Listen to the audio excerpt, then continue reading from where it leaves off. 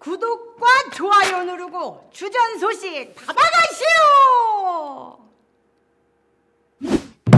얼씨구 대한민국 국제 정세에 빼놓을 수 없는 것이 미국과 중국인데 무술년의 무역 분쟁으로 갈등이 심화되더니 이제는 정치, 경제, 외교, 안보를 넘어 과학기술까지 갈등이 번져가니 이 일을 어찌하면 좋겠느냐.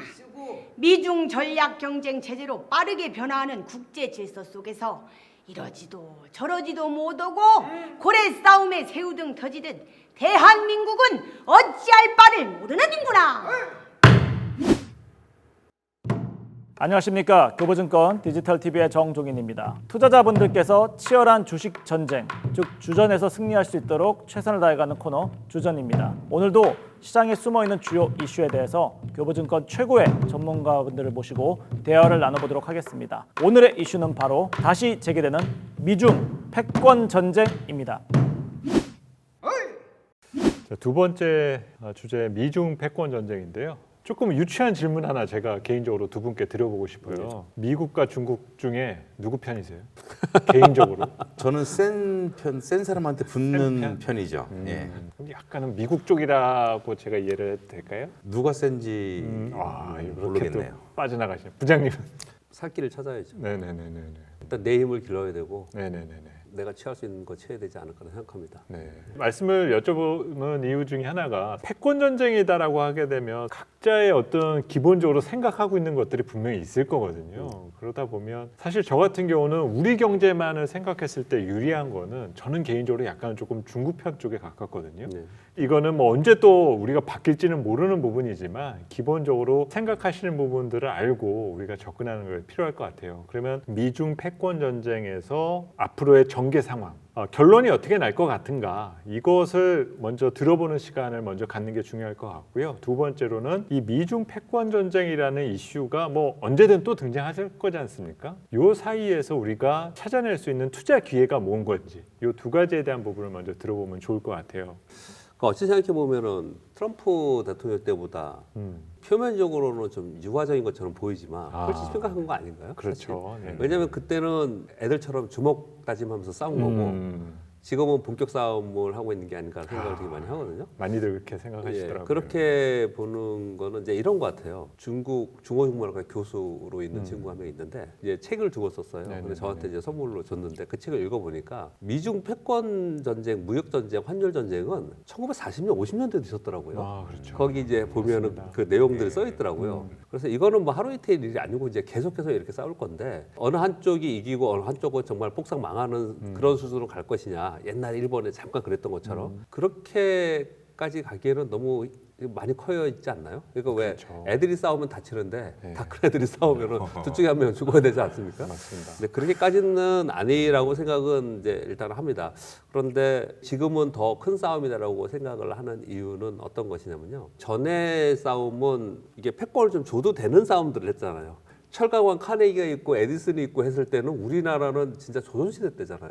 어마어마하게 빠른 이른 산업화를 했던 거지 않습니까? 그렇죠. 그러면서 정말 저임금의 공해를 유발하는 산업들을 넘겨준 거잖아요. 그렇죠. 산업의 이동이 생긴 거잖아요. 그래서 일본으로 넘어갔고 우리 뭐 다 아는 내용이니까 쉽게 설명을 이제 얘기를 한다면 일본으로 넘어가고 일본은 한국에 줬고 한국에 있는 게 중국으로 갔고 중국에 있는 게 지금 베트남, 인도가 있고 근데 그 다음에 어딘가 가야 되는데 남아 있는데 아프리카뿐이 없는 것 같아요. 근데 이제 사실 모르는 거죠. 이제.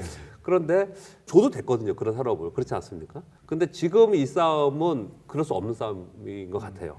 왜냐하면은 지금 요즘에 지금 중국 기업들, 빅테크들이 지금 폭락하고 그러면서 굉장히 이제 문제가 심각하지 않습니까? 이렇게 된 게 미국의 강력한 규제를 하고 있는 상황이고 중국 자체에서도 지금 규제를 하고 있지 않습니까? 그거는 뭐 나중에 또 다시 얘기를 하겠지만 이런 상황 속에서 얘들이 왜 이렇게까지 이 패권 경쟁이 지금 심각한가라고 생각을 해보면은 이런 것 같아요. 과거에는 스타트가 달랐어요. 출발선이. 그렇죠. 한 10년 전에 보면은 우리나라 조선업의 거의 대부분 그쪽에 미국하고 거의 비슷해졌고 엔진 부분만 우리가 더 우월하다 이런 얘기를 제가 한번 그쪽 전문가한테 들은 적이 있었거든요. 근데 그만큼 거의 대부분 다 따라잡힌 상태에서 나머지는 다 비슷하잖아요. 중국이 다 따라왔잖아요. 그렇죠. 근데 다 따라온 상태에서 지금의 소위 말하는 4차 산업이라고 얘기하는 신기술의 부분에 스타트를 해야 되는데 아마존에 알리바바가 있는 거고 그 구글에 텐센트가 있는 거고 얘들이 다 스타트가 같으니 이거 자칫 잘못하면 미국은 미래 먹거리나 미래 신기술의 산업을 따라잡힐 판이 되는 거잖아요. 그래서 여기는 이거 가만두면 안 되는 상황까지 온 것 같아요. 그래서 굉장히 큰 싸움이 되고 있는 거고 이런 큰 싸움에서 누가 이길 거냐 아까 제가 그렇게 질문을 좀 주신 것 같은데 대부분의 얘기들을 정설을 들어보면 미국이 이길 거라고 얘기하지 않나요? 보통? 네, 보통 많이 그렇게 얘기를 하죠. 왜냐하면 지금 지난번에 트럼프 대통령 때 그렇게 싸움을 많이 하고 그랬는데 그때도 결국은 미국이 좀 이기는 쪽으로 끝났잖아요. 지금 앞으로도 그러지 않을 거라고 많이들 생각을 하는 것 같습니다. 좀 장하게 말씀을 좀 드렸는데 한 가지 확실한 거는 앞으로의 우리 일상이 바뀌고 뭔가 좀 새로운 사회로의 변화가 있듯이 지금 미중 패권의 전쟁은 과거와는 다른 이런 스토리다.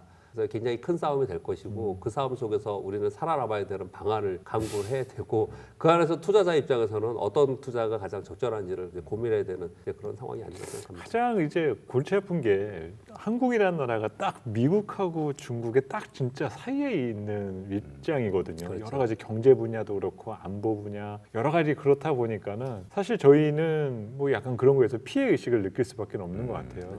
권혁장님은 그 패권 할 때 그 패자에 대해서 먼저 말씀을 드리고 싶어요. 삼황오제 시절이 있었죠. 농사를 가리킨 신농씨, 사람 병을 고치는 황제, 뭐 해서 삼황오제 시절이 있고 황제가 있었는데 한 나라가 생기기 전에 초나라하고 한나라하고 쟁패를 중국의 역사를 보면 그렇죠. 쟁패를 하던 때가 있었어요. 항우가 왕이 됐는데 본인은 왕도 아니고 황도 아니다. 패왕이다. 모든 권력을 그 루이 14세처럼 짐이 곧 국가다라고 하는 그 패권이라는 것은 전체를 내가 다 하겠다. 모든 의사결정권과 그 플랫폼을 다 가지겠다는 거지 않습니까?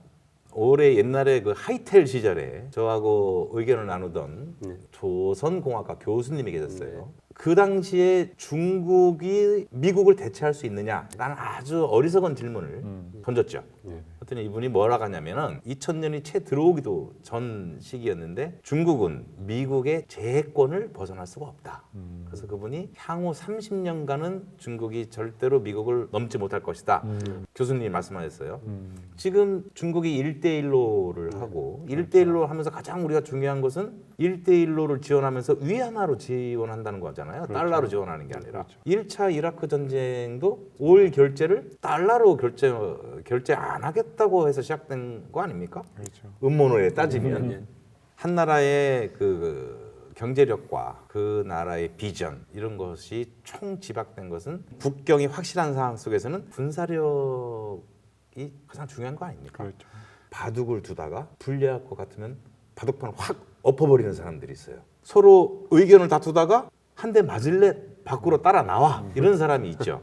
중국이 먼저 미국 역사를 잡을까요? 미국이 먼저 중국 역사를 잡을까요? 누가 더 잡았을 때 숨통이 막힐까요? 이런 걸 놓고 보면 저같이 기회주의적인 사람들은 미국 편을 들겠죠. 네네.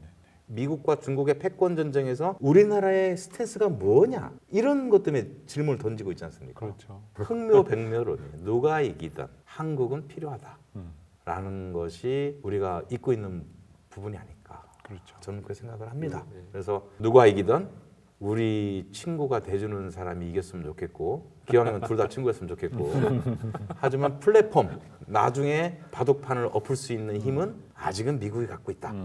1대1로 해서 위안화로 결제하는 이런 상황들 그런 것들을 아주 우아하게 바이든 행정부의 전략이 가고 있지 않을까. 존 볼턴이 호전적인 인물이었다면 제이크 설리반 국가안보보좌관은 명석하고 룰을 지키면서 우아하게 이길 방법을 연구하고 있겠구나라고 생각하고 저는 미국 편에 들겠습니다. 저도 이 이슈가 나오고 난 이후부터 경제를 해석하거나 전략 자료를 쓰는데 너무 힘든 거예요. 이거는 이제는 전략을 짜는데 역사를 배우려 해야 되고 각 나라의 지정학적 상황들, 특히 정치 환경, 뭐 연간 단위 전망을 하려면 정치 이벤트가 뭐가 예정되어 있습니까? 또 이들 사이의 노선은 어떤 방향입니까? 사실 이런 것들을 신경 쓰게 됐거든요. 근데 제가 일을 하기 싫어서 그런 거가 아니라 어느 순간부터는 우리가 너무 그거에 익숙해져 있지 않은가라는 생각이 많이 드는 거예요. 그러니까 우리가 정치적인 문제를 다루게 되면 그 나라 안의 정치 상황만 놓고 봐도 어느 나라나 여와 야가 나눠지지 않습니까? 나는 여쪽이야, 나는 야 쪽이야, 뭐 이런 것들로 이제 근데 그거는 자기의 어떤 생활 환경 그리고 내가 처한 상황에 따라서 주관적일 수밖에 없는 거라는 거죠. 둘 중에 뭐가 맞는지 사실 잘 모르겠어요. 정치라는 하나의 큰 틀과 이 사회가 서로 원래는 대치되어 있는 부분인 건데 다시 말해서 미국하고 중국하고 저렇게 싸우는 것도 결국은 자기네들에게 유리한 거를 얻기 위해서 싸우고 있는 것뿐인 것이지 우리를 위해서 싸우고 있는 건 아닌 거거든요. 네.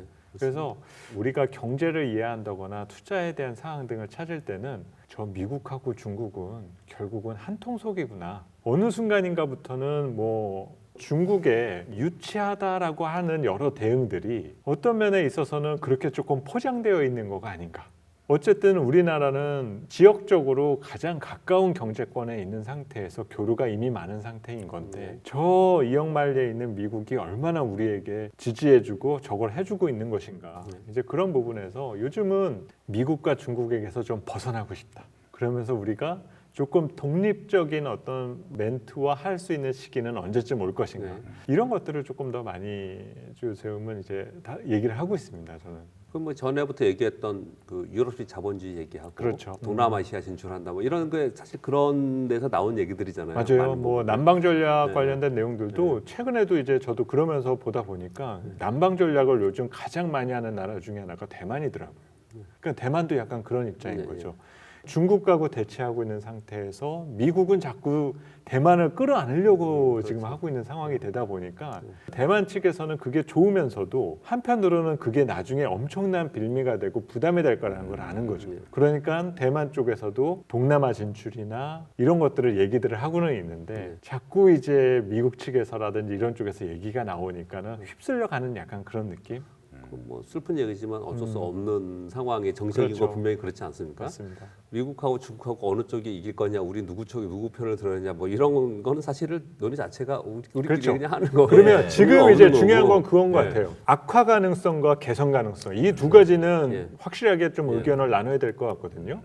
저는 예. 개선 가능성은 없다라고 보고 있어요.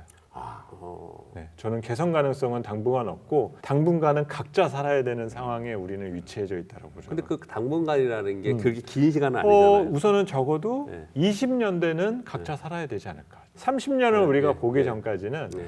각자 산다 네, 쪽으로 우리가 생각해두고 있는 게 좀 편하지.